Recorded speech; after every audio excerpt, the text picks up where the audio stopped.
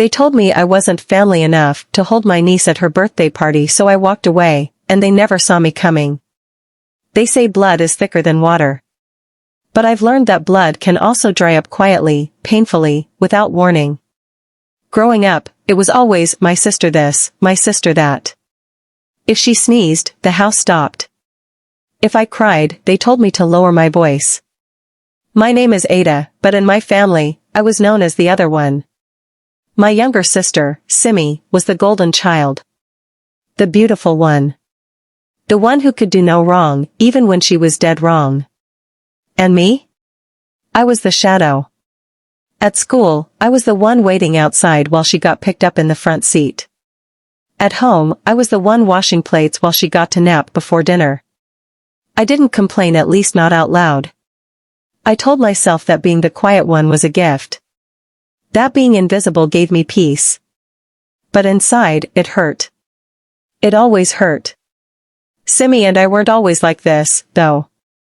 There was a time we were best friends.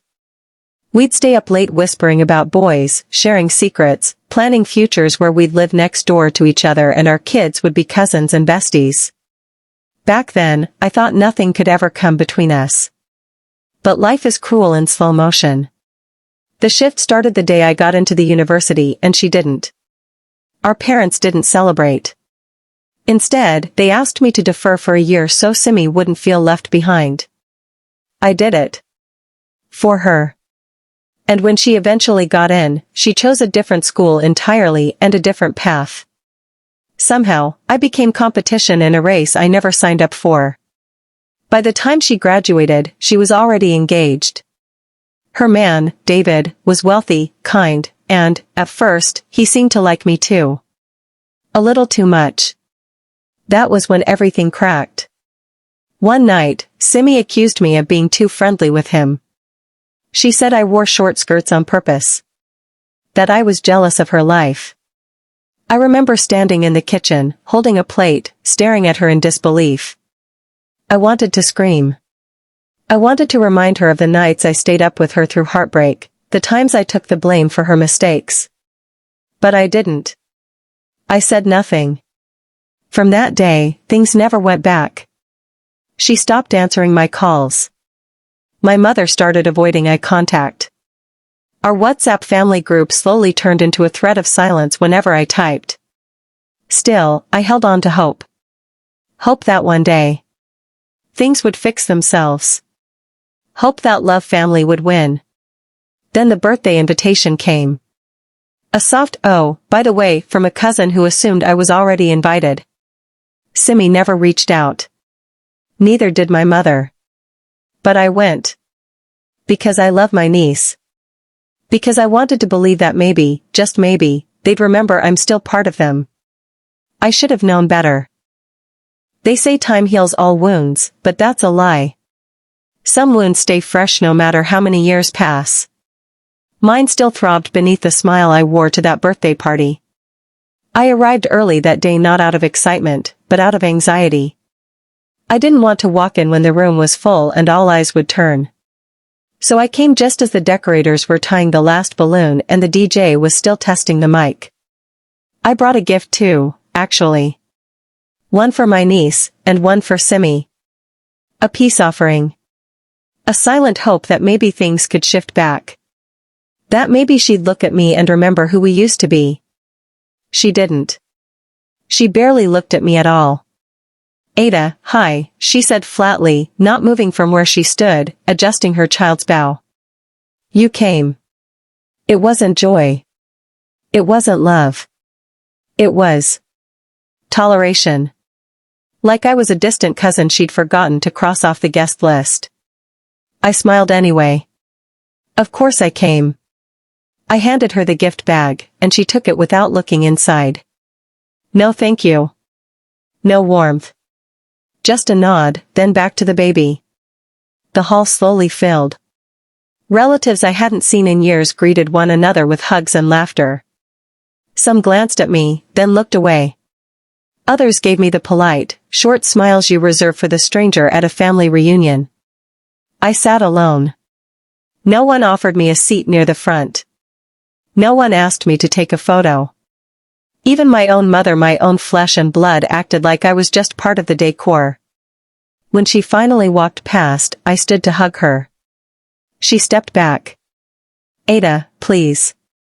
Don't make a scene." I blinked. "Scene? It's a child's party." "Be mature," she said, like I was already being difficult. I swallowed hard. "I just wanted to say hello." She gave me a long look. Then walked away. And that was when it hit me. The cut that started years ago when Simi accused me, when no one defended me, when my mother chose to believe what was easy instead of what was true, it never healed. It had just scabbed over. And today, it reopened. Later, when they started passing my niece around for photos, I stood and moved closer, hoping. Praying they'd hand her to me, even for a second. But one of the aunties, one I didn't even recognize, blocked my path with a gentle smile and a knife behind her words. "Sorry, dear. Only close family is allowed to carry her." I froze. I am family, I whispered. She tilted her head. "Of course. But not close family, right?" And just like that, I became nobody. I sat back down and watched them from a distance, laughing, hugging, posing with my sister's baby like she wasn't part of me too. Like I was a ghost. But even ghosts have memories. And mine? They're about to come alive. It was the way they laughed that broke me. Not the loudness of it, but the ease. The ease with which they lived like I didn't exist. Like I hadn't shared childhoods with them. Like I hadn't sat on the same kitchen floor cracking groundnuts with Simi or held my mother's hand through her hospital stays. I wasn't just uninvited from their lives. I had been erased. I sat at the corner of the hall, nursing a drink I didn't finish, smiling at people who didn't see me, nodding at conversations I wasn't included in. Each minute stretched like gum stuck on the sole of a shoe, awkward, sticky, and irritating. Then came the pictures. The photographer strolled around, organizing people into groups for photos. "Family only," he kept saying.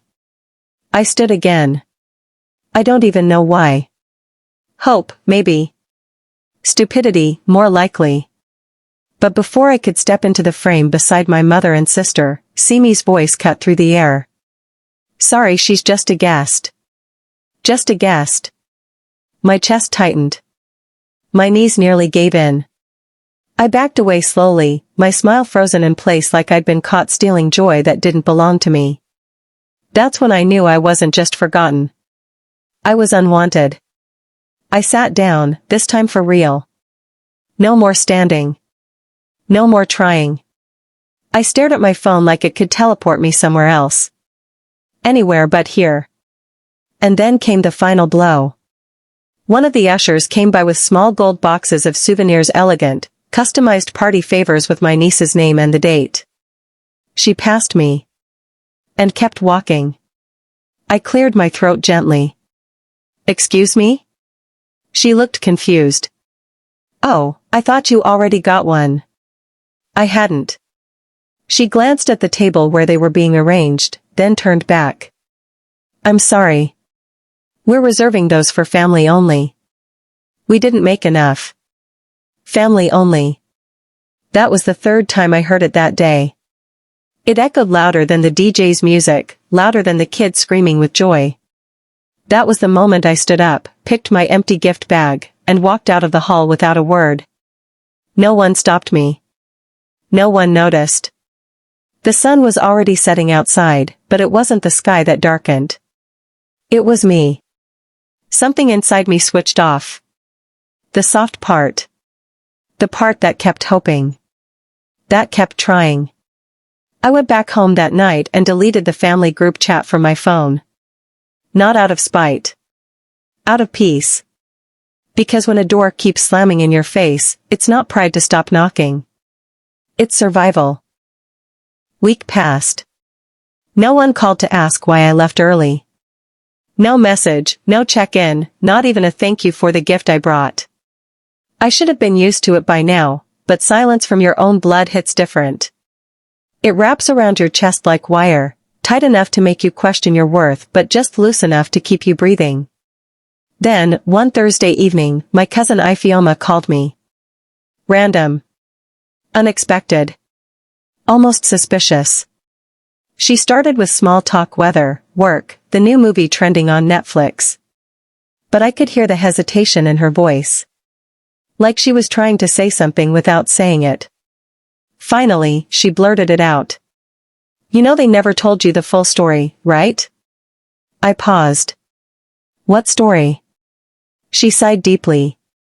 The reason things changed. Why your mom and Simi treat you like that. I sat up. My heart raced. Ifeoma, talk.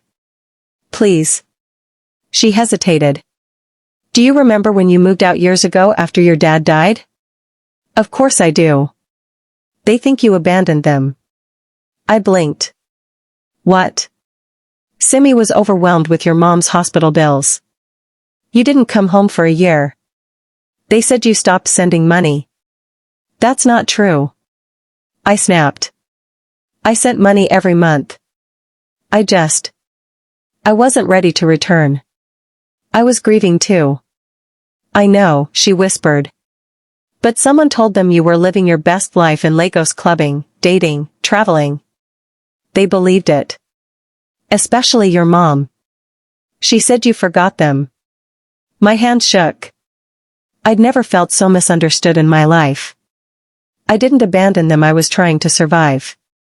I said what I could. I prayed. I mourned alone in a strange city because I didn't want them to see me broken. They never asked my side. They just decided. They never told me, I whispered. No one did, she replied. I only found out last month when Auntie Peace mentioned it during a family meeting.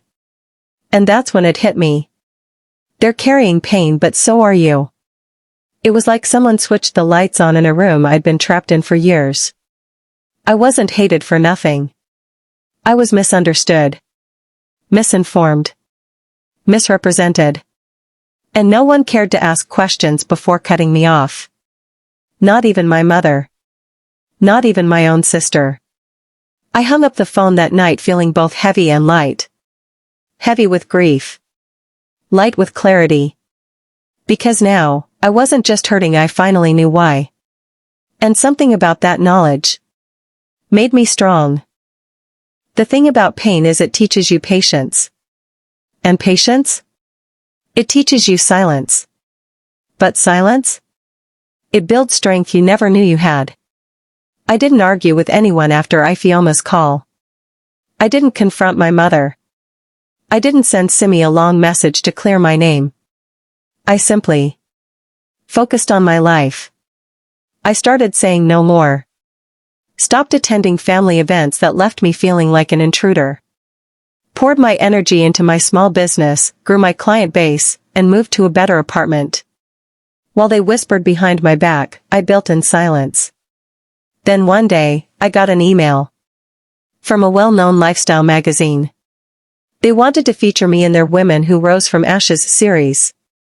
Someone had nominated me. I smiled. Not because of the recognition, but because for once, someone saw me. The article went viral. Suddenly, I was the family star again. The one they always knew would make it. Messages started flooding in. We're proud of you. Come visit. You're an inspiration. Even Simi posted my picture on her WhatsApp status with the caption, my sister. Blood of my blood. Funny, right? The same blood that wasn't thick enough to hold her daughter. Then my mother called. She didn't say hello. She didn't congratulate me. She simply said, so you couldn't even tell me you were being interviewed? I was quiet for a few seconds. Then I answered, I didn't think I was family enough. Silence. Long, awkward. Heavy. Then she cleared her throat. Can we talk? About what? Everything. It was tempting. Believe me, it was. Part of me still longed for a hug that said, I see you. I'm sorry. I was wrong. But hugs without accountability are just sugar overwrought. So I told her gently, maybe one day. But not today. She hung up without replying. And that was okay.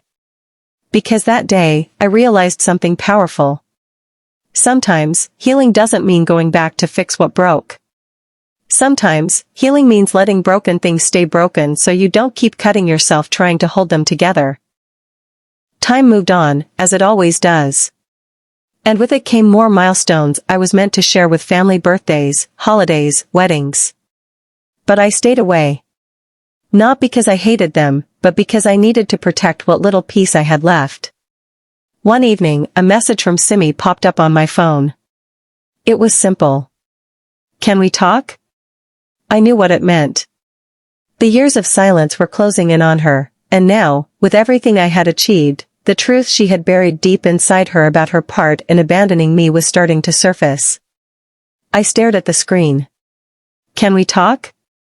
For years, I had begged for this conversation. Now it felt wrong. Like a misplaced apology, too little, too late. I put the phone down and let the moment linger. The truth is, I didn't need closure from her anymore. Not when I'd already built a life without them. But, like a reflex, I replied. What do you want? Her response came quickly. To apologize. To explain why I did what I did. I paused. I had heard the words I'm sorry from her before, but those apologies never seemed to stick. They were shallow, just words she said because they were expected. But this felt different. Still, I wasn't ready to rush back into their arms. So, I asked, what explanation could you possibly give me that would make up for everything? She didn't answer right away, and I could almost hear her breathing through the phone. Finally, she typed, I thought you didn't care about us anymore. I thought you were too good for us. You never even tried to come home after Dad died. I leaned back, staring at those words. They were her version of the truth, but they weren't the truth. It wasn't about me abandoning them, it was about how they abandoned me first, the moment I needed them most. I could feel my chest tightening with old pain, but I swallowed it down. I didn't want to revisit that place. Not for them. Not for anyone. I typed. I don't need your apology. I needed your love. I needed your understanding. I needed you to ask. To care enough to ask. The message lingered in the air, unread. Then she replied, can we meet? Please. I stared at the phone, considering. What would it bring, meeting her? Another round of broken promises? Or would it bring something real? Something I hadn't gotten from them yet, something I didn't even know if I wanted anymore. I took a deep breath and let it all settle. No more rushing to heal. No more pretending. No more acting like their love was enough. I replied. Maybe, one day. But not now. And with that, I shut off the phone. Because some apologies don't deserve a response. Some wounds heal better when you stop picking at them. Time had passed, and the distance between me and my family grew wider, but I had finally made peace with it. It wasn't about being bitter, it was about understanding my own worth. But then, the unexpected happened. Simi showed up at my door one afternoon. No warning, no text, just standing there looking like she had aged 5 years in a few months. There was no joy in her eyes, just a heaviness I couldn't ignore. I froze for a moment before opening the door. She stepped inside without waiting for an invitation, a tentative smile on her face. Can we talk? She asked, her voice soft, almost hesitant. I nodded, silently gesturing for her to sit down. We both settled into the living room, the same spot where I had once tried to explain myself, tried to bridge the gap that had formed between us. The gap that now seemed so wide, I wasn't sure it could ever close. I've been thinking a lot, she began, her words slow and measured. I know I messed up. We both did. And I wanted to apologize. I remained silent, waiting. It wasn't that I didn't want to hear her apology, but but a part of me was already bracing for the same hollow words I had heard too many times. I wasn't there for you, Zara, she continued, her voice breaking slightly. When you needed us most, we turned our backs. I thought you had everything together. I thought you were fine. But I should have asked. I should have cared. I should have been there. Her words felt heavy, but they didn't feel like they were enough. Not after everything. I wanted to respond, but I couldn't bring myself to speak. There were too many emotions tangled up inside me. I don't expect you to forgive me right now, she said, a faint tear escaping her eye. But I hope one day you will. I've lost so much because of my pride. I lost you, Zara. And I can't get that back. There was a long pause as I sat, processing her words. A part of me wanted to forgive her, to let her in again. But another part of me, the part that had fought so hard to find my own strength, knew that forgiveness wasn't something I owed her. It was something I had to give for my own peace. I'm not sure I can forgive you, I finally said, my voice steady. I don't think you understand how much damage was done. She nodded, taking in my words. I know. I do. And I'm sorry. For a moment, the silence between us was deafening. But then, she stood up and walked towards the door. Before leaving, she turned back to me. I love you, Zara. I always have. I just got lost. But I'm trying to find my way back. When you're ready, I'll be here. She left. And just like that, I was left with the weight of her apology hanging in the air. I wasn't sure if I was ready to forgive her yet, or if I even ever would be. But what I did know was this. My healing had never depended on her. It was my journey, and it was mine to walk alone. For now, I wasn't going to try to fix anything. I was going to keep moving forward. Months passed, but the emotional scars left by the past didn't fade as easily as I had hoped. The silence, the betrayal, the isolation, they all hung in the air like a thick fog. But despite everything, I felt something shifting within me. It wasn't a quick fix, but a slow realization that I wasn't just surviving anymore. I was growing. I had spent so much time wallowing in the hurt, waiting for them to realize what they had done to me. But what if I wasn't the only one who had been lost in the chaos? What if, just like me, they were battling their own demons, afraid of confronting the truth? It was then that I got the message from Simi again. This time, it wasn't a text. It was a simple phone call. Zara, can we meet? She asked, and I heard the tremor in her voice. A part of me wanted to say no. It felt safer to keep the distance, to protect the life I had built without them. But deep down, I knew that holding on to this bitterness, this anger, would only weigh me down. I wasn't the same girl I used to be, but there was a part of me that still believed in forgiveness. So, I agreed. We met at a quiet cafe, the same one we used to go to years ago. I watched her walk in, her eyes heavy with the weight of regret. She looked older, like she had been through something, and it hit me then maybe she was just as broken as I had been. She sat down in front of me, her hands shaking slightly. I don't know how to start, Zara, she said, her voice barely above a whisper. I was wrong. I was so wrong. I looked at her, really looked at her, and for the first time, I didn't just see the girl who abandoned me. I saw the woman who had struggled in her own way, who had been scared, too. You don't have to explain, I said, my voice calm. I've spent years trying to understand why it happened, but I've come to realize that not everything can be explained. We all make mistakes. We all have our reasons. And maybe I wasn't perfect either. She looked at me, her eyes filled with disbelief. You're not angry? I shook my head. I was angry, once. I was angry at you, at Mom, at AO.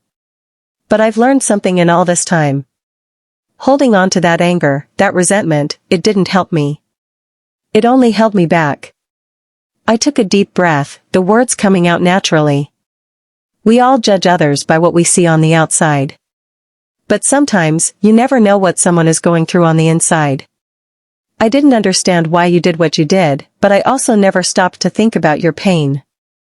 I assumed you were fine, but maybe you weren't. I assumed I was the only one suffering, but I wasn't.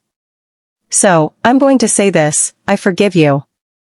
Not because you asked for it, but because I realized that forgiveness is for me. It's not about excusing what happened, but about letting go of what was holding me back. She was silent for a long moment, and I could see the weight lifting from her shoulders, just a little. You've grown so much, Zara, she said, her voice full of admiration. I've watched you from afar, and I'm proud of who you've become. I smiled faintly, the ache in my chest finally easing. And you've grown, too. We're all just trying to find our way. But the truth is, we can't do that if we're stuck in the past, stuck on the mistakes we made. We sat there for a while, talking quietly, both of us coming to terms with what had happened. It wasn't perfect, and maybe it never would be. But in that moment, I realized that forgiveness was the key to moving forward, not just for me, but for all of us. As we parted ways, I knew that the journey wasn't over. But it wasn't about going back to how things were. It was about learning from everything that had happened and making the future better. And as I walked away, I couldn't help but think of all the times I had judged others based on what I saw, without knowing their story. It was a harsh lesson, but one I would carry with me always. No one is perfect. We all have our struggles, our mistakes. But if we can take a moment to listen, to understand, we can find common ground. And maybe, just maybe, we can all find our way back to each other.